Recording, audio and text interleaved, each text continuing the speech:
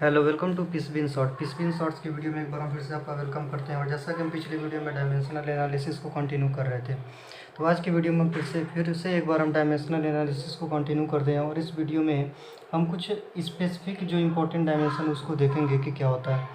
और इस डायमेंशन वाली वीडियो में हम सबसे पहले निकालेंगे वेलोसिटी का dimension.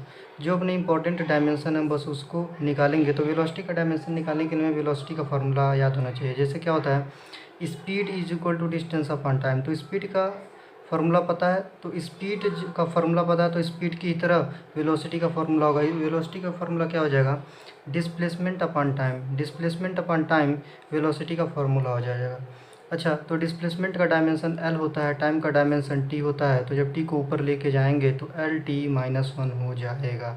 Okay, L T minus one हो जाएगा वेलोसिटी का डायमेंशन। अब हम निकालेंगे वेलोसिटी के बाद जो हम चीज़ पढ़ते हैं एक्सेलरेशन। एक्सेलरेशन का डायमेंशन निकालेंगे तो acceleration is equal to velocity upon time होता है। और वेलोसिटी का डायमेंशन हम पहले निकाल चुके हैं, एल टी माइनस वन। तो यहाँ पे एल टी माइनस वन जब पुट करेंगे और टाइम को एक बार पुट करेंगे और फिर जब हम टाइम को ऊपर लेके जाएंगे तो बनेगा L T minus to. Okay, तो एक्सेलरेशन का डायमेंशन निकल गया, वेलोसिटी का डायमेंशन निकल गया। अब हम निकालेंगे जो डायमेंशन, वो हम पिछले वीडियो में हम फोर्स का निकाले, तो इस वीडियो में एक बार हम फिर फोर्स का डायमेंशन निकालेंगे ताकि हम चीज़ों को इंटर रिलेट कर पाएँ कि फोर्स से हम कैसे, मतलब वेलोसिटी और एक्सेलरेशन से हम कैसे फोर्स का डायमेंशन निकाल पा रहे हैं। तो फोर्स क्या होता है, मास इंटू एक्सेलरेशन होता है। ओके, फोर्स का जो फॉर्मूला हो गया मास इंटू एक्सेलरेशन हो गया, मतलब मास में एक्सेलरेशन का मल्टीप्लाई करना है तो मुझे फोर्स मिलता है। और इस तरीके से डायमेंशन निकालेंगे मास का। तो मास के लिए हम जो यूज करते हैं एम यूज करते हैं, और एक्सेलरेशन का डायमेंशन हम पहले यहाँ पे निकाल चुके हैं। इस चीज़ को यहाँ पर हम एक बार पुट करते हैं तो M L T minus two हो जाएगा फोर्स का डायमेंशन। यानी कि पिछले वाले वीडियो में हम फोर्स का डायमेंशन ही बहुत ही लॉन्ग तरीके से निकाल रहे थे। कैसे निकाल रहे थे, पहले तो हम मास का डायमेंशन लिख रहे थे और फिर एक बार एक्सेलरेशन का डायमेंशन निकाले थे। अच्छा, एक्सेलरेशन का डायमेंशन निकालने के लिए हमें वेलोसिटी पे जाना पड़ रहा था, लेकिन मेरा कहना है कि अगर हम वेलोसिटी और एक्सेलरेशन के डायमेंशन को याद कर लें तो हम फोर्स के डायमेंशन को जल्द से जल्द निकाल लेंगे। विद इन अ सेकेंड हम फोर्स का डायमेंशन को निकाल लेंगे।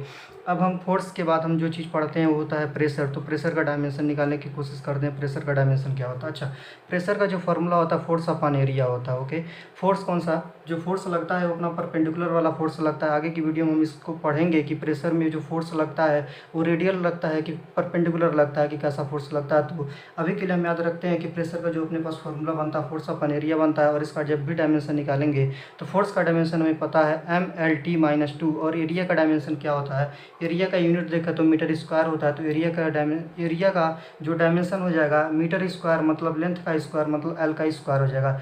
अब हम एल को ऊपर लेके जाएंगे तो बनेगा M L minus one T minus two. M L minus one T minus two, ये अपने पास प्रेशर का डायमेंशन बन के आता है। अब हम निकालेंगे वर्क का डायमेंशन। वर्क का डायमेंशन कैसे निकलता है, अच्छा, वर्क क्या होता है, work is equal to force into displacement. अगर मैं किसी बॉडी पे फोर्स लगाता हूँ और बॉडी जितना डिस्प्लेसमेंट कर जाता है तो मेरा वर्क हो जाता है। तो वर्क का डायमेंशन निकालते हैं हम फोर्स इनटू डिस्प्लेसमेंट से। तो हमें फोर्स का डायमेंशन पता है M L T minus two, और डिस्प्लेसमेंट का मतलब होता है लेंथ। तो एल का मल्टीप्लाई कर देंगे, जो भी अपने पास फार्मूला बन के आएगा M L square T minus two का फार्मूला बन के अपने पास आएगा। अब हम कुछ और डायमेंशन निकालते हैं जो अपने न्यूटन लॉज ऑफ मोशन से रिलेटेड हैं। जैसे कि निकालते हैं मोमेंटम का डायमेंशन और इम्पल्स का डायमेंशन। तो मोमेंटम का जब डायमेंशन निकालेंगे तो मोमेंटम क्या होगा, या फिर इम्पल्स का डायमेंशन निकाल लेते हैं और इम्पल्स का भी डायमेंशन निकालते हैं।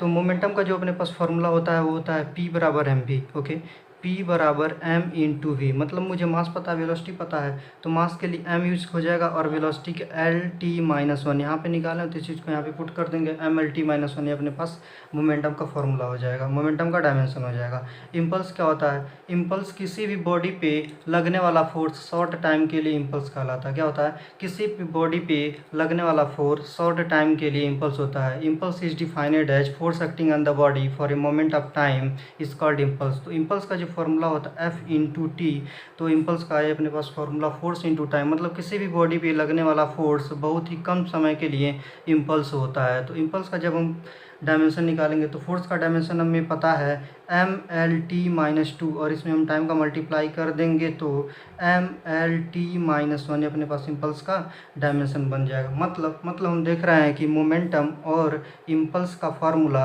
लगभग सेम है। मोमेंटम में क्या है, मास और वेलोसिटी, और यहाँ पे फोर्स इनटू टाइम, मतलब इन दोनों चीज़ का फार्मूला सेम बन रहा है। तो हम कुछ स्पेसिफिक फार्मूले हैं जिसको याद कर लें तो मोमेंटम किसी भी चीज़ का डायमेंशन चुटकियों में निकाल लेंगे और वो फार्मूला जो बन रहा है अपने पास, एक तो हम वेलोसिटी का याद कर लें, वेलोसिटी का डायमेंशन क्या होता है, एक तो हम एक्सीलरेशन का निकाल लें, एक तो हम फोर्स का डायमेंशन याद कर लें, एक तो हम प्रेशर का डायमेंशन याद कर लें और दूसरा वर्क का एक डायमेंशन याद कर लें।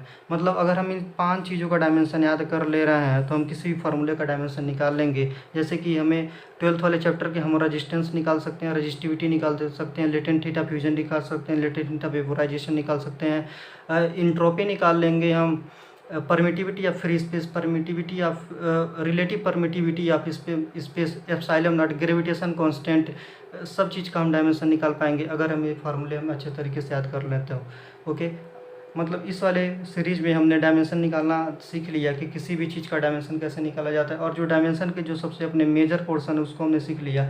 अगर आने वाले सीरीज़ में हम डायमेंशन में कुछ और अच्छे क्वेश्चन सॉल्व करेंगे, जैसे करेक्शन ऑफ इक्वेशन के बारे में हम पढ़ेंगे, और इस तरीके से सीरीज को ईरर की तरफ लेकर के जाएंगे, और आने वाले सीरीज में हम फिर एक बार बेसिक मैथमेटिक्स को पढ़ेंगे। Okay, thanks for watching. देखिए, एक तो बेसिक ट्रिक है, एक तो लाइक और शेयर ठोक लीजिए, महाकाल का दबा के लाइक और शेयर ठोक लीजिए।